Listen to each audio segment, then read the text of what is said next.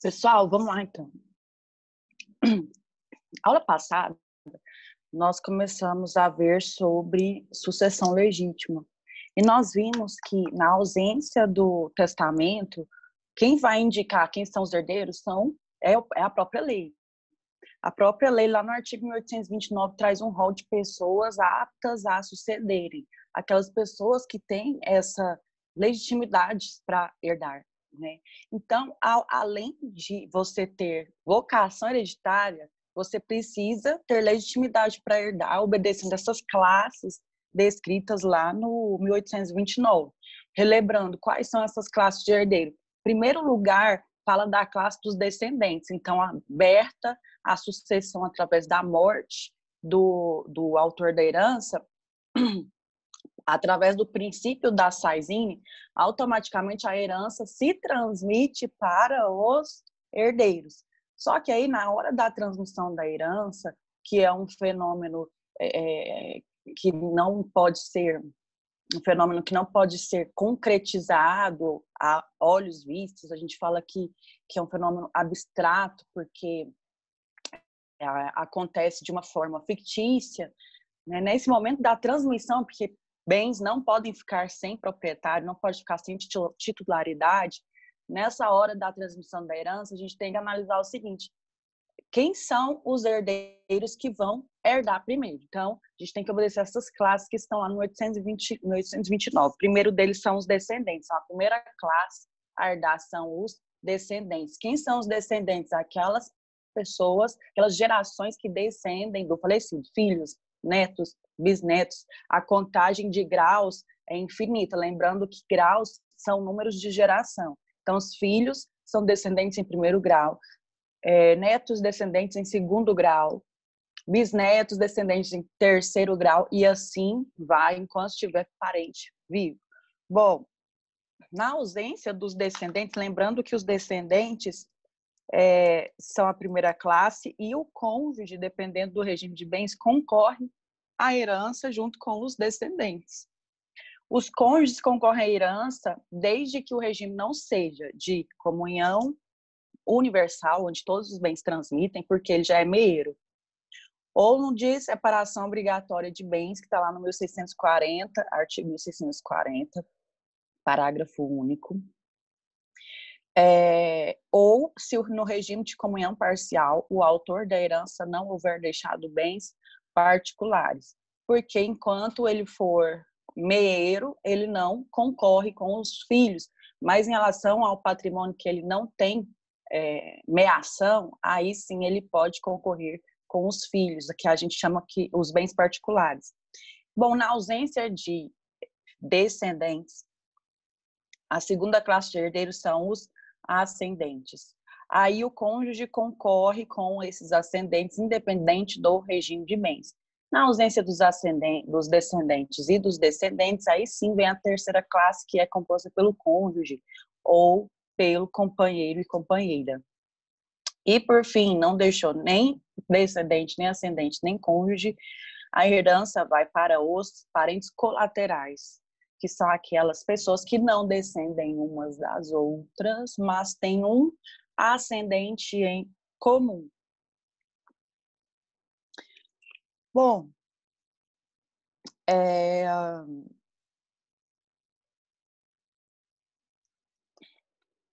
legitimidade é a mesma coisa de capacidade, gente? Próximo ponto aí. Ponto 3. Ponto 1, só para recapitular aqui com vocês. Ponto 1 é o conceito de sucessão legítima, que a gente viu aula passada, que é a forma que se dá o sistema de concorrência sucessória entre os herdeiros legítimos. Ponto 2, as classes dos herdeiros, descendentes, ascendentes, cônjuges e parentes colaterais, que também são os facultativos. Ponto 3, capacidade e legitimidade. Qual que é a diferença? Será que uma pessoa que tem capacidade, ela também tem legitimidade? Não. De repente, você já tem capacidade para herdar, por exemplo, você pode compor um testamento ali como beneficiado, mas você não foi beneficiado. Então, nesse caso, você tem legitimidade? Não. Né? De repente, você é é um herdeiro legítimo descrito lá no rol do 1829, só que você foi deserdado. Então, você tem legitimidade, você até tem capacidade, se você tem capacidade para compor ali o rol dos herdeiros, mas de repente você é deserdado, perdeu a legitimidade, aí você não pode receber a herança. Aí,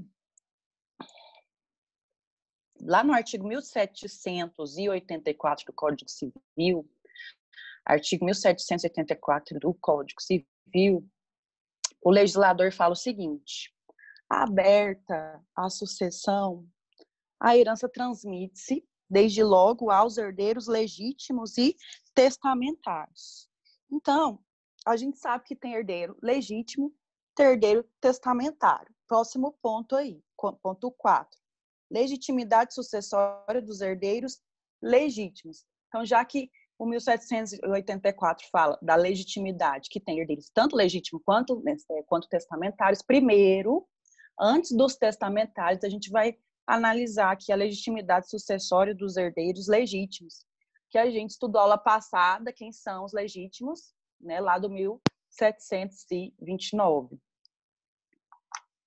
que são os descendentes, ascendentes, cônjuge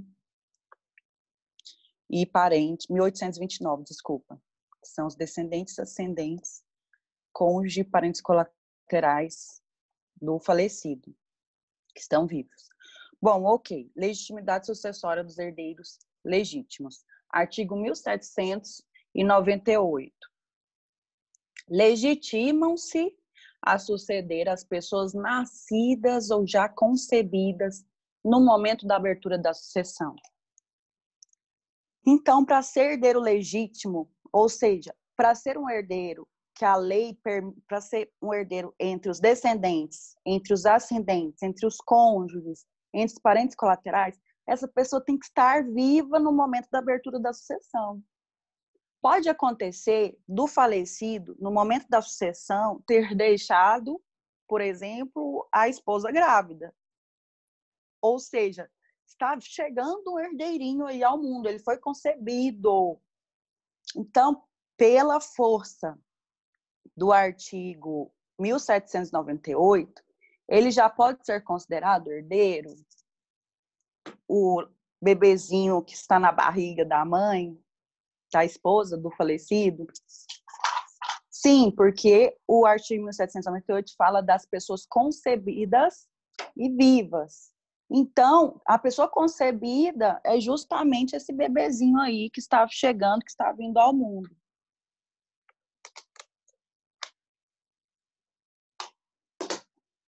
Ok? Então, os podem ter legitimidade a suceder as pessoas nascidas ou já concebidas no momento da sucessão. Aí, os herdeiros legítimos, que a gente estudou a ordem de sucessão na aula passada, eles são chamados a suceder na ausência de testamento. Lá no 1788, o Código Civil diz: morrendo a pessoa sem testamento, transmite a herança aos herdeiros legítimos. O mesmo ocorrerá quanto aos bens que não forem compreendidos no testamento. Porque, de repente, gente, o falecido deixou o testamento, mas o testamento não compreende todos os bens. Então, aí, os bens que não constarem ali como objeto de testamento vão para os herdeiros legítimos.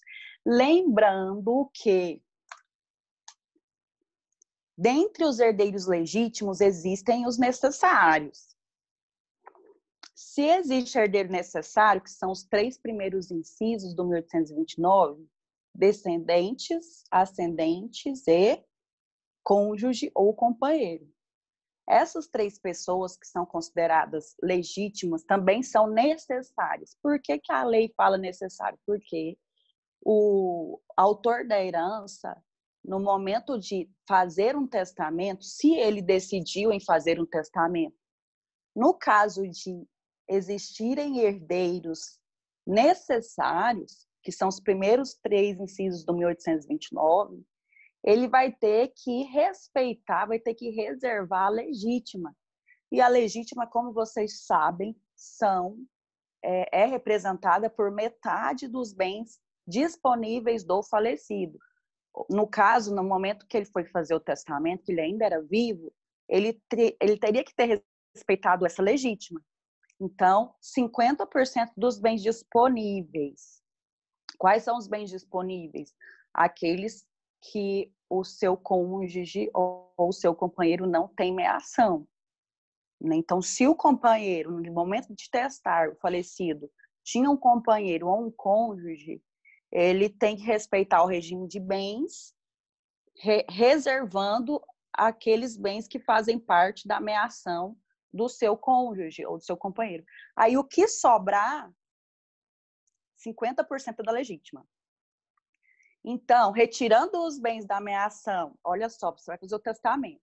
O autor da herança vai fazer o testamento. Ele vai separar, antes do testamento, vai separar os bens da meação do seu cônjuge. Por exemplo, se for um regime de comunhão universal, onde todos os bens comunicam. Então, ele já tira ali logo metade. Dessa metade, essa metade é do meu companheiro, eu não vou poder testar. Aí sobrou metade, não sobrou? Dessa metade que sobrou, a gente chama de bens disponíveis. É desses bens disponíveis que ele ainda tem que reservar a legítima. Ou seja, a metade dos 50% que sobrou são dos herdeiros necessários. Então, sobre qual porcentagem de bens ele vai ter que testar? 25% só. Aí aqui, nesse exemplo que eu dei para vocês, que 50% dos bens era do meieiro, que era do esposo do regime de comunhão universal, e dos 50% que restaram, 25%, ou melhor, dos 50%, metade era dos necessários. Então, sobrou, no parâmetro geral, 25%. Esses bens que sobraram, que a gente chama de disponíveis, em cima desses bens que ele pode testar. Agora, Lana, ele não tem nenhum herdeiro necessário, ele só tem herdeiro facultativo. Herdeiros facultativos são os parentes colaterais. Esses herdeiros também são legítimos porque a lei diz que eles são herdeiros, lá no 1829. Mas, pelo fato de serem facultativos, eles não, o autor da herança não precisa separar a legítima para eles. Então, ele pode testar sobre a totalidade dos seus bens, excluindo os parentes colaterais do testamento e também da herança. Pode fazer isso, sem justificativa alguma, até porque os colaterais são herdeiros, apesar de legítimos, estarem descritos no 1829, como quarta classe a ser chamada sucessão, eles são facultativos. Herdam se o autor da herança quiser. Se o autor da herança quer dar-se inerte, estar silencioso, aí tudo bem, eles serão, depois da morte, eles serão herdeiros. Mas se ele apontar que não quer que eles sejam herdeiros ou fazer um testamento testando sobre a totalidade dos bens, não há que se falar em herança dos parentes facultativos, ou seja, dos parentes colaterais. Ok? Mas aí o artigo 1788 fala que se tiver testamento e esse testamento não ter como objeto a totalidade dos bens, se faltar bens ainda, esses bens vão para os legítimos, vão para os herdeiros legítimos. Ou o testamento pode ser declarado nulo, por exemplo, um testamento que abarque a legítima é nulo. Ou um testamento feito para a pessoa impedida de receber testamento. Também esse testamento pode ser declarado nulo, né? Então, nesse caso também a herança que está contida no testamento, ela volta para o acervo geral e é distribuída para os herdeiros legítimos. Certo?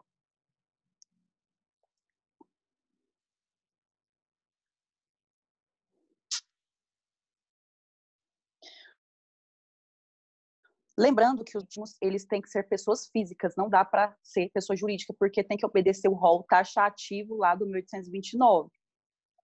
Descendentes, ascendentes, cônjuges e parentes colaterais. Ok, vamos lá para o ponto 5. Legitimidade sucessória dos herdeiros testamentários. Então, a gente acabou de ver no ponto 4 a legitimidade sucessória dos herdeiros legítimos. Agora, no ponto 5, a legitimidade sucessória dos herdeiros testamentários. Artigo 1799 do Código Civil. Artigo 1799 do Código Civil. O texto desse artigo diz o seguinte: na sucessão testamentária,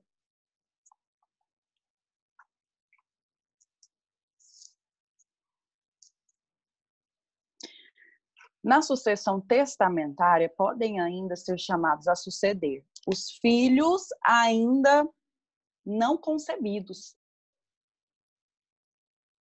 de pessoas indicadas pelo testador, desde que vivas estas ao abrir da sucessão. Logo, a gente comenta sobre esse inciso aí do 1799. 2, inciso 2. As pessoas jurídicas. Inciso 3. As pessoas jurídicas cuja organização for determinada pelo testador sob forma de fundação. Então, na sucessão testamentária podem ainda ser chamados a suceder os filhos ainda não concebidos de pessoas indicadas pelo testador, desde que vivas estes ao abrir da sucessão, as pessoas jurídicas cuja organização for determinada pelo testador sob forma de fundação. Então, gente, não sei se vocês já perceberam isso, mas aqui na legitimidade testamentária, grupos de herdeiros que não podem ser alcançados pela sucessão legítima são alcançados aqui na sucessão testamentária. Por exemplo, quando a gente fala de sucessão legítima, a gente viu em algum momento o legislador falar que empresa pode herdar na sucessão legítima? Pessoa jurídica pode herdar? Não, ali a gente só vê parente, cônjuge e companheiro, mas ninguém. Agora, aqui na sucessão testamentária, a gente já percebe que pessoa jurídica pode receber herança através do testamento, empresas podem receber herança através do testamento. Só que tem algumas observações aí na hora de fazer esse testamento para a pessoa jurídica que o testador tem que se atentar, né? Então, em primeiro lugar, vocês perceberam que tanto pessoas físicas e jurídicas podem herdar através de testamento, o que não acontece na sociedade onde só pessoas vivas e concebidas podem herdar. Por falar em pessoas vivas e concebidas que podem herdar lá na sucessão legítima, aqui na testamentária o legislador fala de filhos não concebidos ainda. Eles ainda estão esperando aí serem concebidos, ainda nem foram concebidos, não tem ninguém grávida deles. Só que o inciso 1 do 1799 fala que esses filhos ainda não concebidos devem ser de pessoas que o testador indicar. Então, ele tem que considerar, ele tem que especificar quem que são os pais, ou o pai ou a mãe. Não precisa ser ambos, basta um dos genitores. O testador tem que especificar qual vai ser o genitor desse filho ainda não concebido. Até porque eu não sei se vocês já viram, que para que uma cláusula testamentária, uma disposição testamentária tenha validade, o herdeiro ele tem que estar especificado, não pode estar indefinido. Aqui ele não está indefinido, ele só não foi concebido. Todo mundo sabe que é o filho ou a filha da fulana ou do fulano. O testador especificou. Por exemplo, ele quer deixar a herança para o neto, que ainda não nasceu, nem foi concebido. Aí ele tem ali uma filha que chama Débora. Então, ele diz assim no testamento: o filho da Débora, o meu neto, terá direito a essa parte da herança. Só que esse bebezinho da Débora, ele tem que ser concebido até 2 anos da abertura da sucessão. Então, veja bem, o pai da Débora faleceu e disse que o primogênito da Débora vai herdar uma parte da herança. Beleza.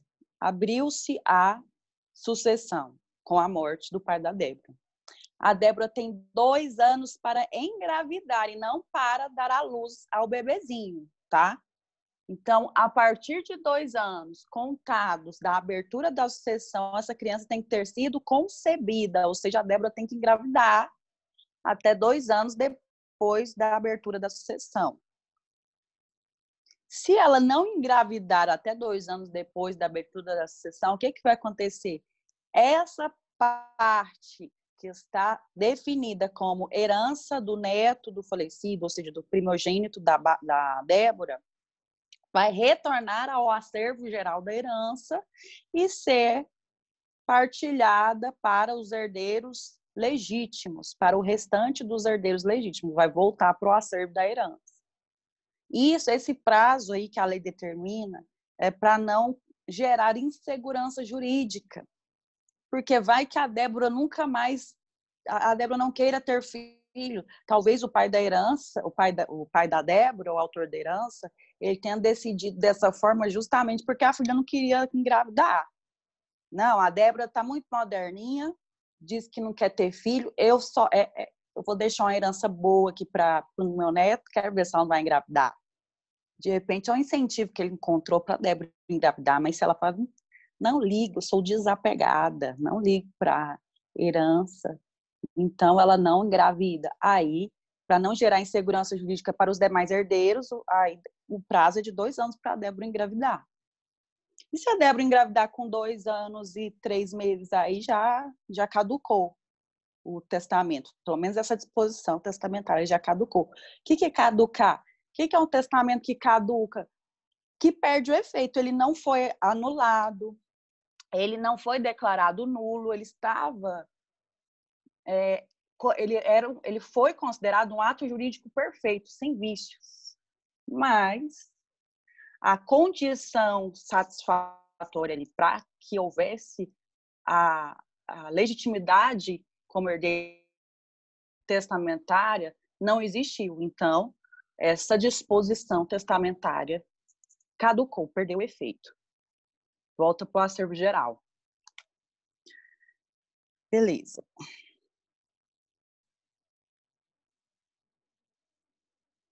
Em relação às pessoas jurídicas, nós vimos aqui que tem legitimidade para suceder via testamento empresas, pessoas jurídicas.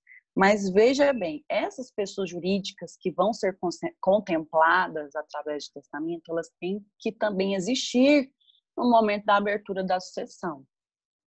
Tá? Elas têm que estar instituídas já no momento da morte do falecido.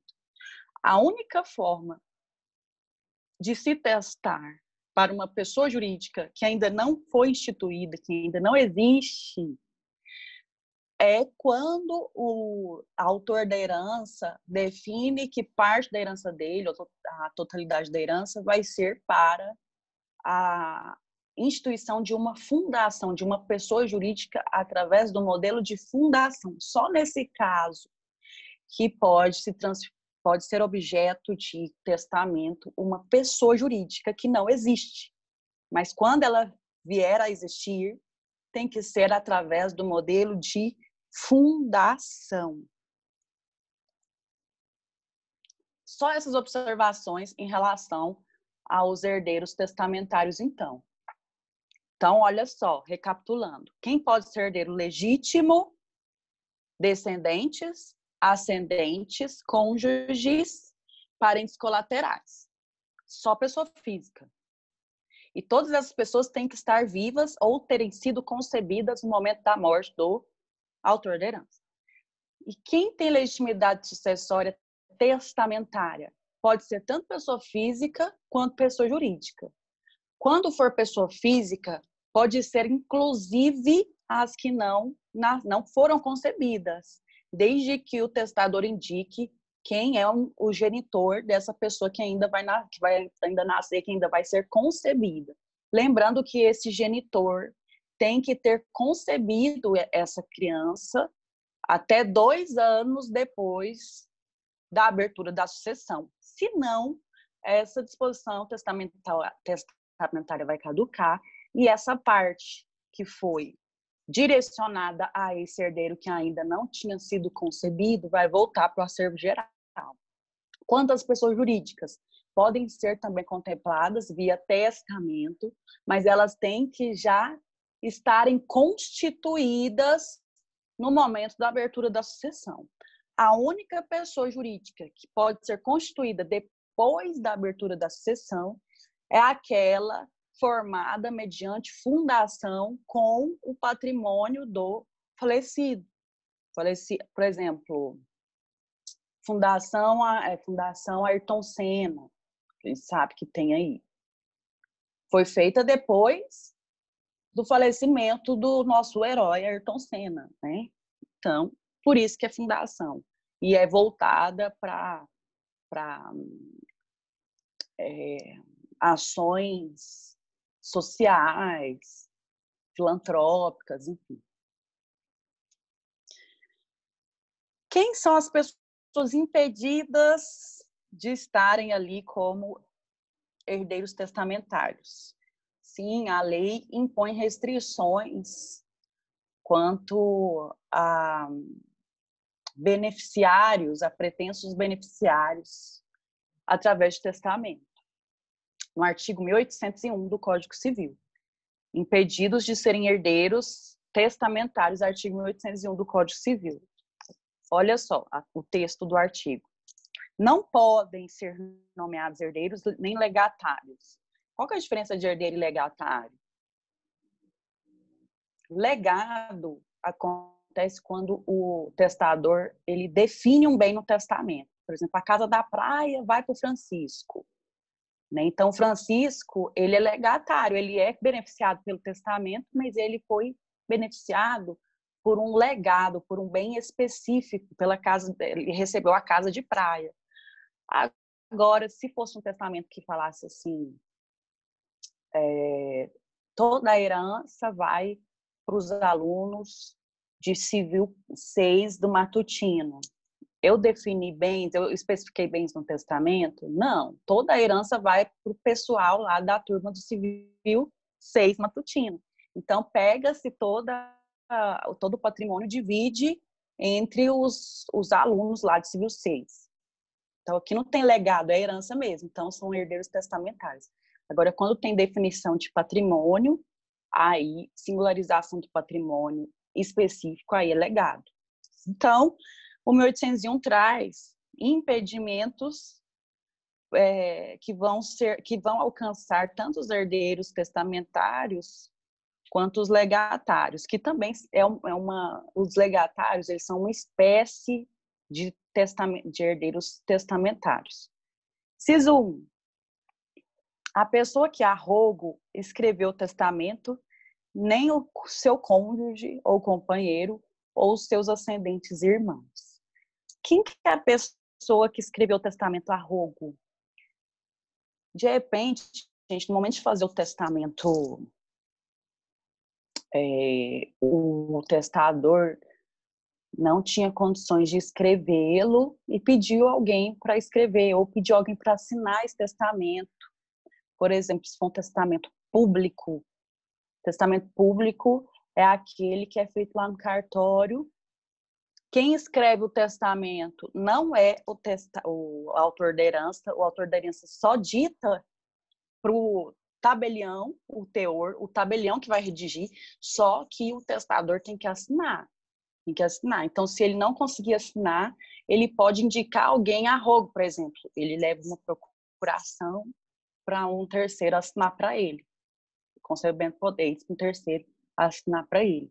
Esse terceiro que assinou para ele, assinou a pedido do testador. Representou o testador no momento da assinatura. Então, ele foi uma pessoa que assinou a rogo o testamento, a rogo do testador. Essa pessoa não pode ser contemplada no testamento, de acordo com o inciso 1 do artigo 1801. Nem essa pessoa nem o cônjuge dessa pessoa, ou companheiro, nem os ascendentes e irmãos dessa pessoa podem ser contemplados no testamento. Estão impedidos de receber herança via testamento. Por quê? Para proteção e segurança do testador. Para que isso não seja ali uma troca, uma barganha, para que o testamento realmente seja a vontade do testador. Não tem interferência externa. Inciso 2, as testemunhas do testamento. Vocês vão ver que todo tipo de testamento ele exige no mínimo 2 testemunhas. Essas pessoas também não podem ser contempladas no testamento, pelo mesmo motivo do inciso 1.